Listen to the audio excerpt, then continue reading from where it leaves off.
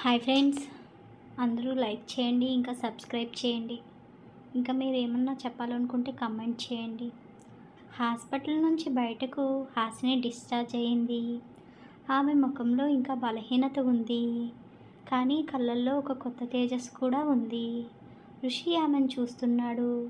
అతని చూపు ఆమె మీద నుంచి కదలటం లేదు. ఏం చేస్తున్నారు? హాసిని మెల్లగా అడిగింది. సిగ్గు ఆమె కంఠంలో వణికింది. నువ్వు నా ముందు ఇలా ఉంటావని నేను అనుకోలేదు అన్నాడు అతను. ఆమె నవ్వింది, చాలా సిగ్గుపడింది. నిజమే ఋషి, నేను ఇప్పుడు బాగానే ఉన్నాను అంది. ఇద్దరు కారులో కూర్చున్నారు. ఆకాశంలో చీకటి పడుతుంది. ఋషి కారు నడుపుతున్నాడు, కానీ అతని చూపు మాత్రం ఎప్పటికప్పుడు ఆమె పైకి వెళ్తుంది. హాసిని కిటికీ బయటకు చూస్తున్నట్టు నటిస్తుంది, కానీ ఆమె పెదవులు చివర ఒక చిరునవ్వు ఆడుతుంది. కారులో నిశ్శబ్దం, కానీ ఆ నిశ్శబ్దం వారిద్దరికి చాలా చెప్పింది. రూమ్లోకి వచ్చారు. తలుపు తెరిచాడు ఋషి. హాసిని లోపలికి వెళ్ళింది. గది చాలా పెద్దగా ఉంది. చల్లని గాలి కిటికీలోంచి వస్తుంది. ఒకవైపు బెడ్ మీద తెల్లని బెడ్షీట్ పరిచి ఉంది. హాసిని నిలబడిపోయింది. ఆమె గుండె వేగం పెరిగింది. ఆమె తనకు తానే అర్థం కావట్లేదు. ఏమైంది అని అడిగాడు. ఏం లేదు అంది ఆమె. నువ్వు అబద్ధం చెప్పడం నేను గుర్తించగలను అన్నాడు. ఆమె అతని వైపు తిరిగి చూసింది. వాళ్ళిద్దరి మధ్యన దూరం 4 అడుగులు మాత్రమే ఉంది. ఋషి మెల్లగా ముందుకు వచ్చాడు. 1, 2 అడుగులు, 3. ఇప్పుడు వాళ్ళ మధ్యన అంగుళం కూడా దూరం లేదు. హాసిని వెనక్కి తగ్గలేదు. ఆమెకి తగ్గాలనిపించలేదు. అతని చేతితో ఆమెను బుగ్గను తాకాడు. ఆ స్పర్శకి ఆమె కళ్ళు మూసుకుంది. ఋషి అని అంది. చెప్పు అన్నాడు అతను. నేను ఒకటి అడగాలి అని అంది. నీకు నేనంటే ఇష్టమా, లేక మనసు లేకుండా ఉంటున్నావా అంది. ఋషి ఒక్కసారి బిగుసుకుపోయాడు. అతని కళ్ళల్లో నొప్పి అనిపించింది. నీకు నచ్చకపోతే చెప్పు హాసిని, నేను వెళ్ళిపోతాను అన్నాడు. హాసిని గొంతు వణికింది. ఋషి ఆమెను తనలోకి లాక్కున్నాడు, చాలా గట్టిగా. ఆమెకి ఊపిరాడటం కష్టమైంది. నేను ఎంతగా ప్రేమిస్తున్నానో నీకు తెలీదు. నువ్వు వచ్చాకే నిజంగా బ్రతకడం మొదలుపెట్టాను. నువ్వు నా ఊపిరివి. ఆ మాటలు వింటూ హాసిని కళ్ళు చెమ్మగిల్లాయి. ఆమె చేతులు అతని వీపు మీదకు వెళ్ళాయి. అతని గట్టిగా హత్తుకుంది. నాకు నువ్వు వచ్చేవారికే ప్రేమంటే ఏమిటో తెలీదు. వచ్చాకే ప్రతిరోజు ఒక వరంలా సంతోషంగా ఉంది అన్నాడు. హాసినికి ఏడుపు, ఆనందం కలిసి వచ్చాయి. నాకు ముందు 2 ప్రేమలు ఉన్నాయి ఋషి, అవి విఫలమయ్యాయి అని చెప్పసాగింది. ఋషి ఆమెను మరింతగా దగ్గరికి తీసుకున్నాడు. నీ గతం నాకు అనవసరం. నీ భవిష్యత్తు నేను, నీ ప్రస్తుతం నేను అన్నాడు. ఆ మాటలు వింటూ హాసిని పూర్తిగా కరిగిపోయింది. ఆమె తల అతని ఛాతీ మీద వాలింది. అతను ఆమె వెంట్రుకలను నిమిరాడు. అతని వేళ్ళు ఆమె జుట్టులో చిక్కుకున్నాయి. చాలా నిశ్శబ్దంగా, చాలా మృదువుగా. కొంతసేపటికి ఋషి ఆమె గెడ్డం పైకెత్తి తన వైపు చూశాడు. ఆమె కళ్ళల్లోకి అతను చూపు లోతుగా వెళ్ళింది, ఆమె తప్పించుకోలేనంతగా. సరే, ఇక మాటలు చాలు. ఋషి ఆమె పెదవులు దగ్గరగా వంగాడు, చాలా మెల్లగా. ఆమె అడ్డుకోవాలనిపించలేదు. అతని పెదవులను ఆమె పెదవులకు తాకాయి, చాలా తేలికగా, చాలా వెచ్చగా. ఇది కేవలం ముద్దు కాదు, ఒక ఒప్పందం. అది ప్రమాణం.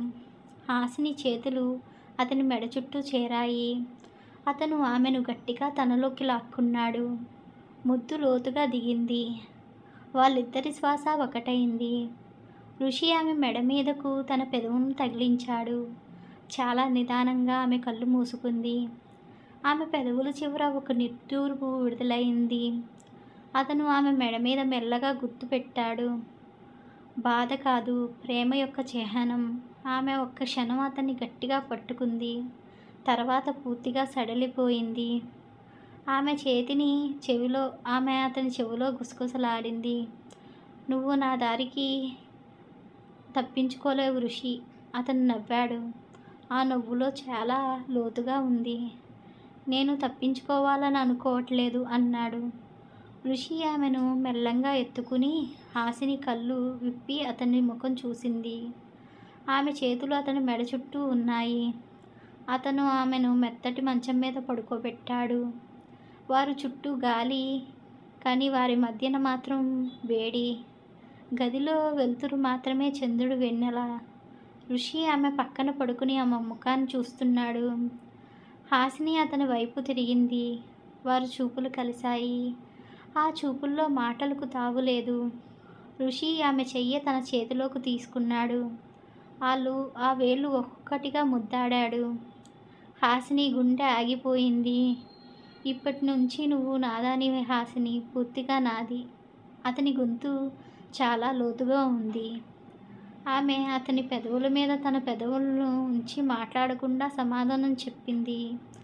అణువణు సృజిస్తూ గాఢమైన ప్రేమ ఇస్తూ పొందుతూ తనివి తీరా మధురానుభూతులు పంచుకున్నారు వారిద్దరూ.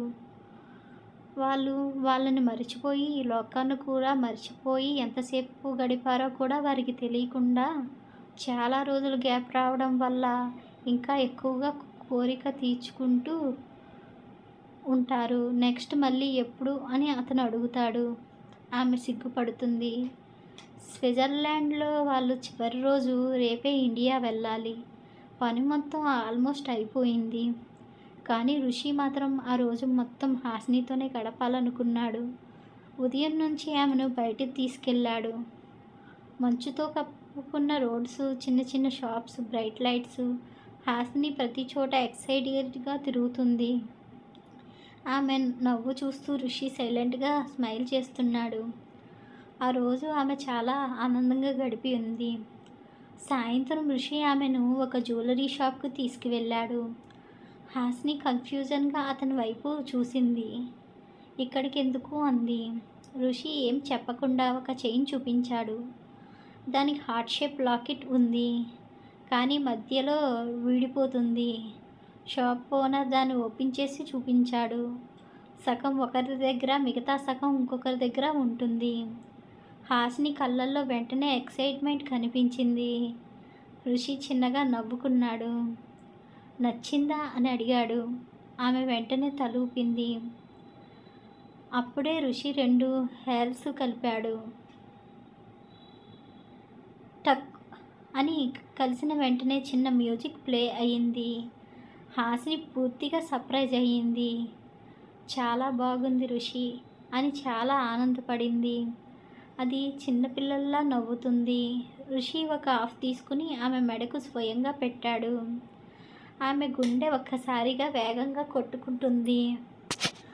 మరో హాఫ్ తన దగ్గరే పెట్టుకున్నాడు. అతను నెమ్మదిగా జాగ్రత్తగా ఉంచు, దీన్ని పోగొట్టుకోకు అన్నాడు. ఎందుకంటే నా దగ్గర ఉన్నది అప్పుడు యూజ్లెస్ అయిపోతుంది. హాసిని వెంటనే అతని వైపు చూసింది. అంటే నేను ఇంపార్టెంట్ అన్నమాట అని టీజింగ్గా అడిగింది. ఋషి దగ్గరగా వంగి చిన్నగా నవ్వాడు. ఇప్పుడు ఎప్పుడు నువ్వే ఇంపార్టెంట్ అన్నాడు. చాలా రోజుల నుంచి ఆ మాట వినక హాసిని చిక్స్ రెడ్ అయ్యాయి. ఆమె వెంటనే ముఖం తిప్పుకుంది. రాత్రికి వాళ్ళు ఎయిర్పోర్ట్కి చేరుకున్నారు.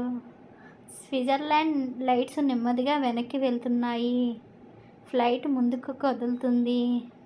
హాసిని విండో దగ్గర కూర్చుని బయటకు చూస్తుంది. ఋషి వచ్చి తన పక్కనే కూర్చున్నాడు. ఆమె చేతిలో ఉన్న లాకెట్ను తాకాడు. వాళ్ళు ఇండియా వెళ్తున్నారు. ఇండియా వెళ్ళాక మన జీవితం ఇంకా మారిపోతుంది అన్నాడు. ఆ మాట అప్పుడు ఆమెకు సింపుల్గా అనిపించింది, కానీ అది నిజం. వాళ్ళ జీవితం మారిపోతుంది. అది వాళ్ళకి ఇంకా తెలియదు. ఇంకా స్టోరీ చాలా బాగుంటుంది. ఇంకా ట్రై చేయండి. సబ్స్క్రైబ్